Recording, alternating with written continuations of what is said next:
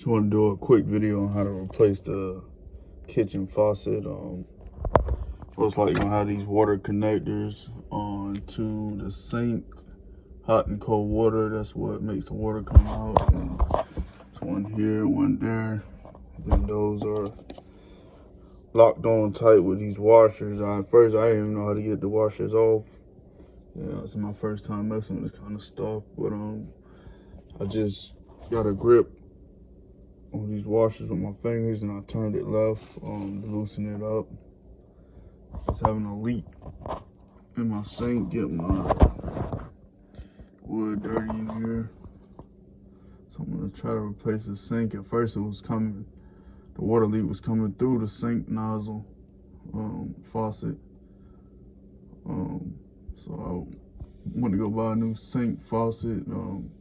Wanted to replace it, then I noticed it was leaking at the bottom as well. So I'm gonna try to take these washers off, and that's gonna be the first step. About the second step of getting this sink replaced, faucet replaced. I'm gonna attack this second washer now. As you can see, I'm still in the process of unscrewing that off for you guys so you can see what I'm doing. Getting that off. That's how I'm gonna, once I get the washer.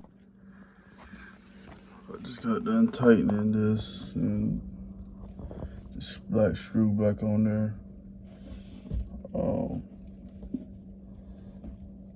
This black piece came with it. It didn't come with the other sink that it had.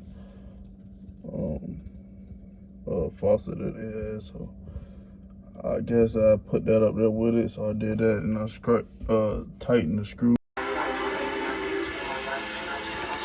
was having a leak right there in the middle part. It was leaking out rapidly. I don't see it leaking out anymore, so I think my problem is fixed, that I needed a new faucet.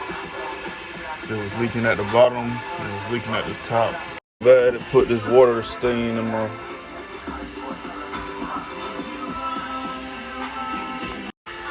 it's no longer leaking. Everything's good. Sink installed.